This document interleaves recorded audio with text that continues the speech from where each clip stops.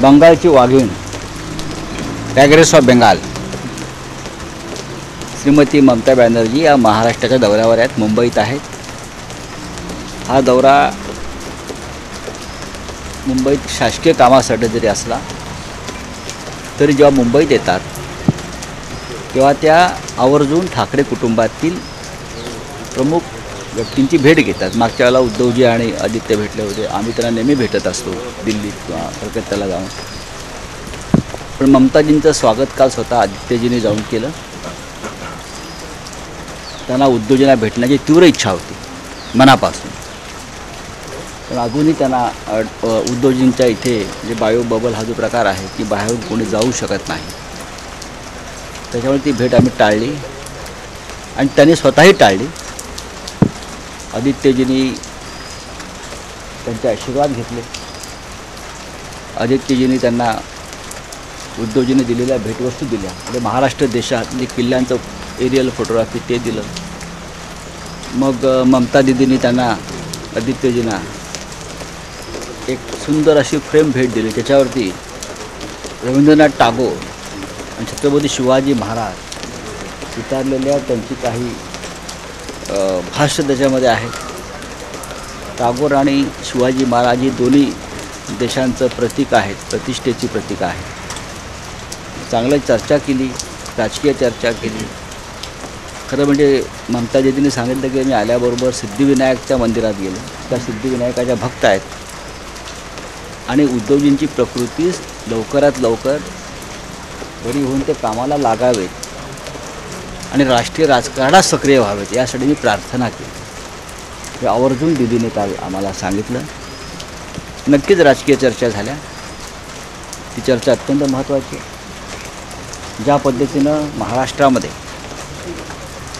हे सगळे जे आहेत भाजपचे कार्यकर्ते, प्रमुख कार्यकर्ते भारतीय जनता पक्षाचे, ED, CBI, income tax, NCB हे जे दहशतवाद निर्माण करत आहेत, सरकार अस्थिर करण्याचा प्रयत्न करत आहे, सरकार डिस्टर्ब करण्याचा प्रयत्न करत आहे, अशाच प्रकारचं महान कार्य हे भाजपचे कार्यकर्ते पश्चिम बंगालमध्ये करतायत हे दीदीने सांगितलं।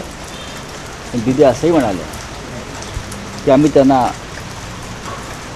पुरून उरलेलो, हे सगळे जे आहेत भाजपचे कार्यकर्ते, प्रमुख कार्यकर्ते भारतीय जनता पक्षाचे, ED, CBI, income tax, NCB हे जे दहशतवाद निर्माण करत आहेत, सरकार अस्थिर करण्याचा प्रयत्न करत आहे, सरकार डिस्टर्ब करण्याचा प्रयत्न करत आहे, अशाच प्रकारचं महान कार्य हे भाजपचे कार्यकर्ते पश्चिम बंगालमध्ये करतायत हे दीदीने सांगितलं।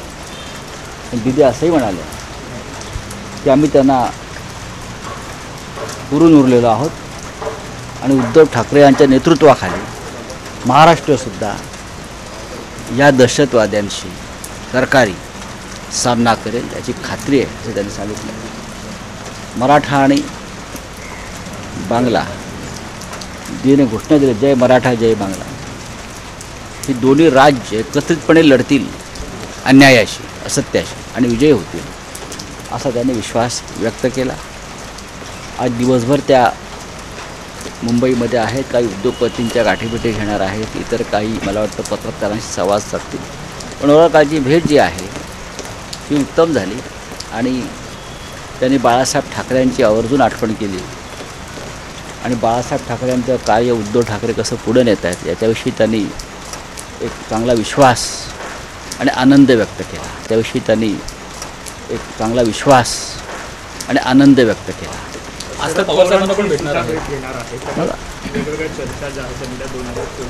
आहेत ना ते बघा की ममता बॅनर्जी या खूप मोठ्या नेत्या आहेत, जरी त्या पश्चिम बंगालच्या मुख्यमंत्री असल्या तरी ज्या पद्धतीने त्यांनी पश्चिम बंगालमध्ये एका वाघिणीसारखी झुंज दिली आणि सगळ्या लांडग्यांना पळवून लावलं, ते पाहता की संपूर्ण देश आज ज्या प्रमुख लोकांकडे पाहतो आहे त्याच्यामध्ये उद्धवजी ठाकरे आहेत, महाराष्ट्राचे मुख्यमंत्री ममता बॅनर्जी आहेत, माननीय शरद पवार साहेब आहेत, जे सतत सगळ्यांना एकत्र घेऊन निर्णय घेत असतात।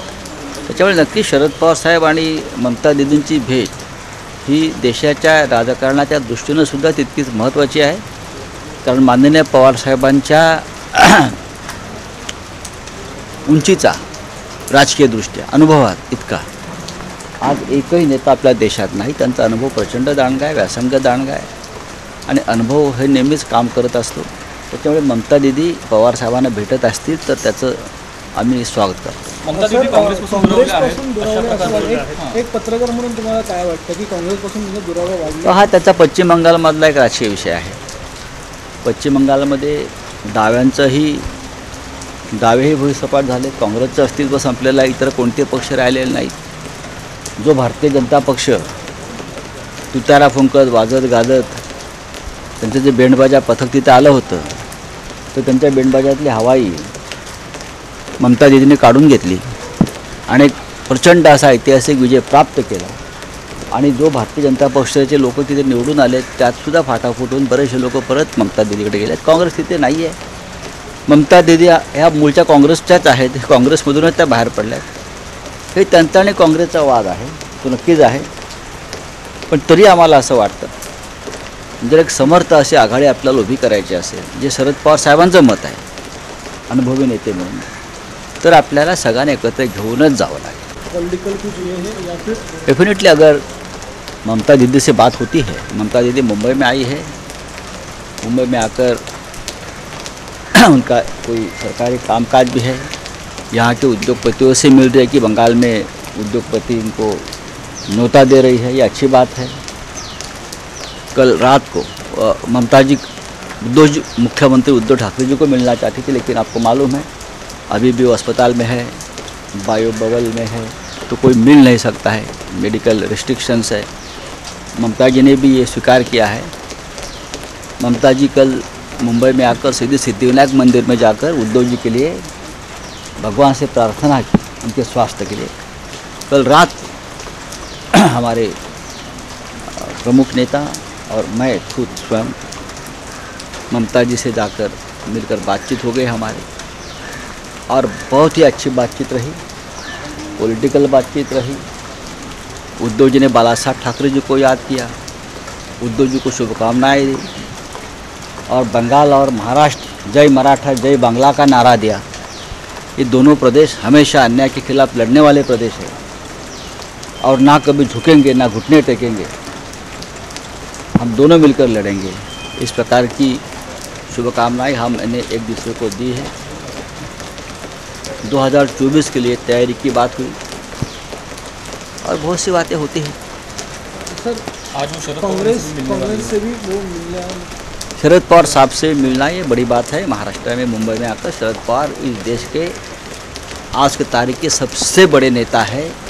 विरोधी दल के नहीं तो राजनीतिक अल्टरनेटिव में सबसे बड़े नेता है, सबसे अनुभवी नेता है. तो उनका मार्गदर्शन और उनसे अगर चर्चा होती है तो ज़रूर कोई अच्छी बात निकलकर सामने आएगी. कांग्रेस से मिलना नहीं चाहती, दूरियां बढ़ती जा रही है. कांग्रेस देखिए कांग्रेस के नेतागण तो दिल्ली में है, मुंबई में नहीं है. कांग्रेस से मिलना नहीं चाहती, दूरियां बढ़ती जा रही है. कांग्रेस के नेतागण तो दिल्ली में है, मुंबई में नहीं है.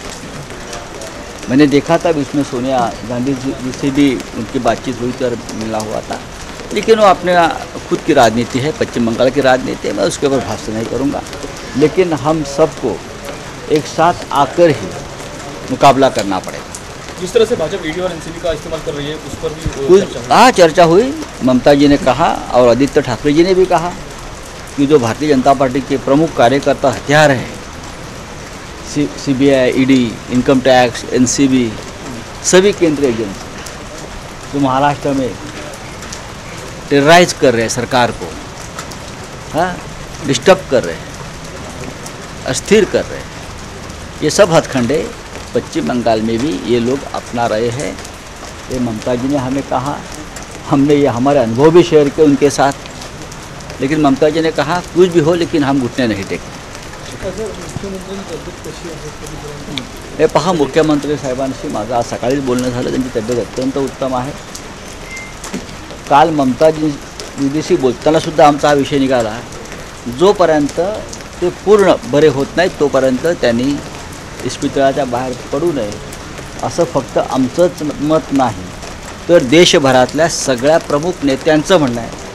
कारण यापुढली लढाई ही मोठी लढाई आहे आणि उद्धव ठाकरे यांनी तंदुरुस्त राहणं हे लड़ाईसाठी अत्यंत महत्त्वाचं है. तो हिंदी बताइए. मुख्यमंत्री इनका स्वास्थ्य अभी कैसा है? देखिए, मुख्यमंत्री जी का स्वास्थ्य एकदम ठीक है. आज सुबह मेरे उनसे बातचीत हो गई. वो वहाँ से काम भी कर रहे हैं. थोड़ा फिजियोथेरेपी चल रहा है उनके लिए. जल्दी स्वस्थ हो जाएंगे, ठीक हो जाएंगे. लेकिन सिर्फ हमारे नहीं, तो जो भी प्रमुख नेता है इस देश के सभी का यही कहना है. कल ममता दीदी जी ने भी यही कहा, जब तक उद्धव जी पूरी तरह से स्वस्थ होकर नहीं निकलते तब तक वो अस्पताल से बाहर नहीं आना चाहिए. हम एक लंबी लड़ाई की तैयारी हम लोग कर रहे हैं, तो उद्धव जी की लीडरशिप उसमें बहुत योगदान देगी. धन्यवाद. Thank you sir. आई भवानीचा गजर म्हणजे झी 24 तास